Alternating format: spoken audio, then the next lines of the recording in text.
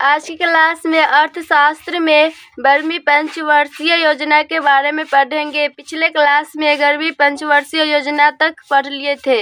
इसमें है 12वीं पंचवर्षीय योजना 2012 से 17 के है। इसमें 12वीं पंचवर्षीय योजना 1 अप्रैल 2012 से प्रारंभ की गई। और फिर इसका अगला है, इस योजना का उद्देश्य तीव्र धारणीय तथा अधिक समावेशी विकास है।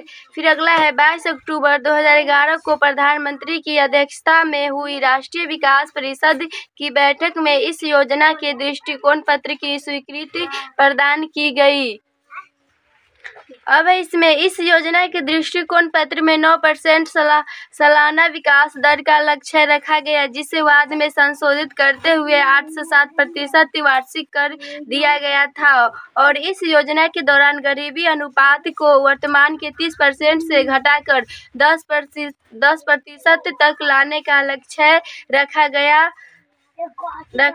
तो ये सब है 12वीं पंचवर्षीय योजना के अंतर्गत ये सब आता है। अगला है, टेपुलकर समिति व रंगराजन समिति ने गरीबी व निर्धनता का रिपोर्ट प्रस्तुत किया। फिर अगला है, स्वामीनाथन समिति ये जनसंख्या का नीति है। और सरकारिया समिति ये है केंद्र राज्य संबंध। और अगला है महालनोबिस समिति, तो ये है राष्ट्रीय आय। अब है हरित क्रांति के बारे में पढ़ेंगे। इसमें है, हरित क्रांति शब्द का प्रयोग 1940 और 1960 के काल में विकासशील देशों में कृषि क्षेत्र में किया गया था। और इस समय कृषि में पारंपरिक तरीकों को आधुनिक तकनीक व उपकरणों के उपयोग पर बल दिया गया था। फिर 1967 से 68 में हरित क्रांति की शुरुआत करने का नॉर्मन वोट लागू हो जाता है। फिर अगर लेकिन भारत में MS स्वामीनाथन को इसका जनक माना जाता है। अगर पूछेगा हरित क्रांति का जनक किसे माना जाता है, तो ये है MS स्वामीनाथन को। फिर अगला है, हरित क्रांति देश में कृषि उत्पादन को बढ़ाने के लिए लागू की गई एक नीति थी। भारत में शुरुआत 1966 से 67 में 1981 तक चली। भारत में हरित क्रांति का सर्वाधिक प्रभाव पड़ा गेडू पर। फिर है अगला, भारत में हरित क्रांति का दूसरा चरण 1981 से 95 तक चला। हुआ 1983 तक इसमें चावल को भी शामिल किया गया था। तीसरा चरण में है 1995 में शुरू हुआ सभी क्षेत्रों में। अगला, हरित क्रांति में प्रयोग प्रथम फसल मैक्सिकन गेहूं है। अब अगला है, कृषि उत्पादन से संबंधित प्रमुख क्रांतियाँ। इसमें हरित क्रांति के अंतर्गत आ जाएगा खाद्यान्न उत्पादन। अगला है, श्वेत क्रांति के अंतर्गत आ जाएगा दुग्ध उत्पादन। अगला है, नीली क्रांति के अंतर्गत आ जाएगा मत्स्य उत्पादन। फिर अगला है, भूरी क्रांति, इसके अंतर्गत आ जाएगा उर्वरक उत्पादन। अगला है, रजत क्रांति के अंतर्गत आ जाएगा अंडा उत्पादन। पीली क्रांति के अंतर्गत आ जाएगा तिलहन उत्पादन। अगला है, कृषि क्रांति के अंतर्गत आ जाएगा बायोडीजल। अगला है, लाल क्रांति के अंतर्गत आ जाएगा टमाटर या मांस उत्पादन। अगला है, गुलाबी क्रांति, इसके अंतर्गत आ जाएगा झींगा मछली उत्पादन।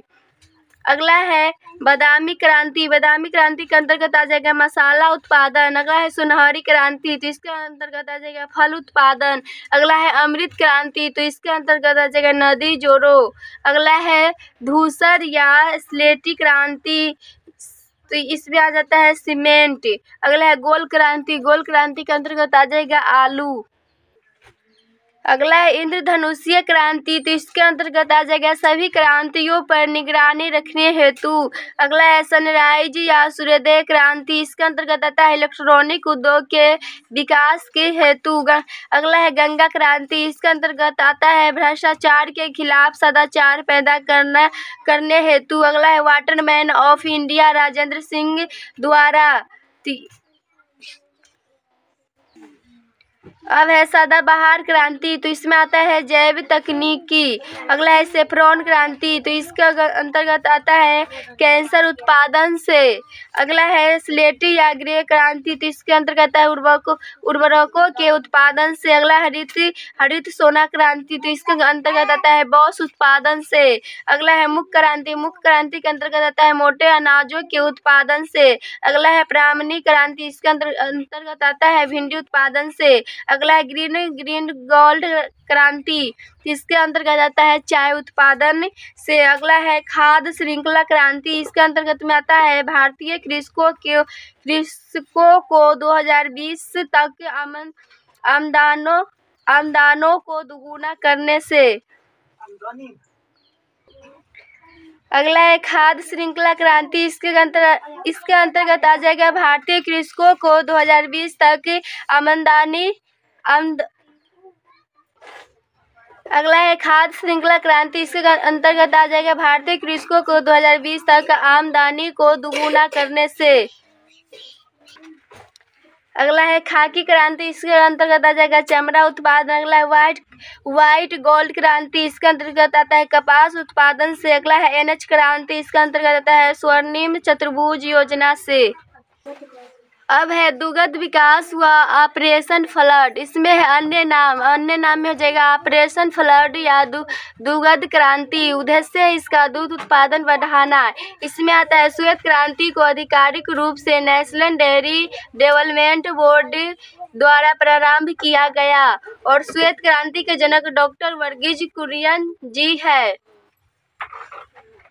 अब है इनके द्वारा ही प्रतिष्ठित कंपनी अमूल की स्थापना की गई और डॉक्टर वर्गीज कुरियन का जन्म हुआ था 26 नवंबर 1921 में, जो कि केरल में, और राष्ट्रीय दुग्ध और 26 नवंबर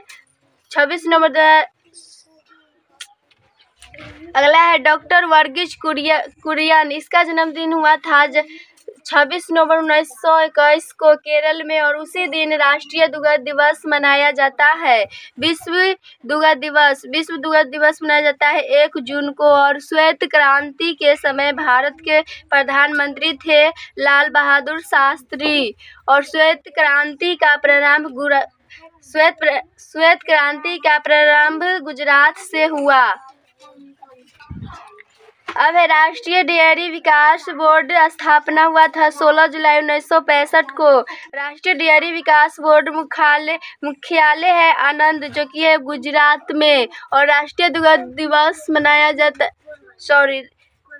दुग्ध विकास है 26 नवंबर को और विश्व दुग्ध दिवस है 1 जून को। अब है बैंकों का राष्ट्रीयकरण व सुधार, इसमें भारत में वित्तीय वर्ष 1 अप्रैल से 31 मार्च तक होता है। आरबीआई की स्थापना 1 अप्रैल 1935 को हुआ 5 करोड़ की पूंजी के साथ। इसका राष्ट्रीयकरण 1949 में किया गया और आरबीआई में होता है भारतीय का केंद्रीय बैंक है। एचक्यू में होता है मुंबई और भारत गवर्नर है सर आश्रवर्ण स्मिथ, जो कि 1935 से है 37। अब है स्वतंत्र भारत के प्रथम गवर्नर है सीडी देशमुख और इन्हीं के समय में राष्ट्रीयकरण हुआ था और बैंकों के राष्ट्रीयकरण के समय एल.के. झा आरबीआई के गवर्नर थे और 1 रुपये या सिक्के का निर्गमन वित्त मंत्रालय भारत सरकार करता है। वह इसके अतिरिक्त समस्त कृषि आरबीआई करता है और बुक ऑफ बंगाल है 1921 में और बैंक ऑफ बॉम्बे है ये भी 1921 और बैंक ऑफ मद्रास है ये भी 1921 है। इसमें इंपीरियल बैंक ऑफ इंडियन और 1 जुलाई 1955 को इंपीरियल बुक का राष्ट्रीयकरण हुआ। फिर इसमें राष्ट्रीयकरण के बाद इसका नाम एसआईबी रख दिया गया। अब है भारतीय रिजर्व बैंक से रिलेटेड इसका कुछ प्रश्न है। भारतीय रिजर्व बैंक अधिनियम पारित किया गया 1934 में और भारतीय रिजर्व बैंक की स्थापना की गई थी 1 अप्रैल 1935 को और आरबीआई का हेड क्वार्टर शुरू में स्थापित किया गया था कोलकाता में। फिर है आरबीआई का मुख्यालय स्थायी रूप से मुंबई से स्थानांतरित कर दिया गया था 1937 में। आरबीआई का रिफरेंस का सेट ऑफ किया गया था हिल्टन एंग कमीशन, जो कि 1926 में हुआ था। अगला हिल्टन यंग कमीशन के रूप में भी जाना जाता है तो रॉयल कमीशन को। अगला है बैंक का बैंकर बैंक के रूप में जाना जाता है तो आरबीआई को। भारत का सर्वोच्च बैंक है RBI. Central bank of India है आरबीआई। ऋणों का नियामक है आरबीआई। और बैंक जिसे अक्सर मिड स्ट्रीट के रूप में जाना जाता है वो भी है आरबीआई। अगला है बैंकिंग लोकपाल योजना द्वारा तैयार की गई आरबीआई। भारत का क्रेडिट नियंत्रक है आरबीआई। वह बैंक जो आईएमएफ में भारत का प्रतिनिधित्व करता है वो भी है आरबीआई। आरबीआई का राष्ट्रीयकरण किया गया 1 जनवरी 1949 को। अगला है केरल में आरबीआई का मुख्यालय है तिरुवनंतपुरम में।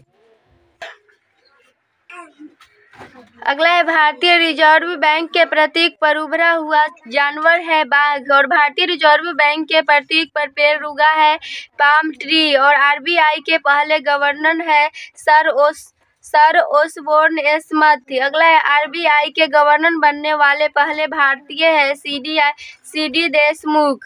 अगला है भारतीय रिजर्व बैंक के सबसे लंबे समय तक सेवारत गवर्नर है बेनेगल रामा राव। अगला है आरबीआई को दूसरे गवर्नर है जेम्स टेलर।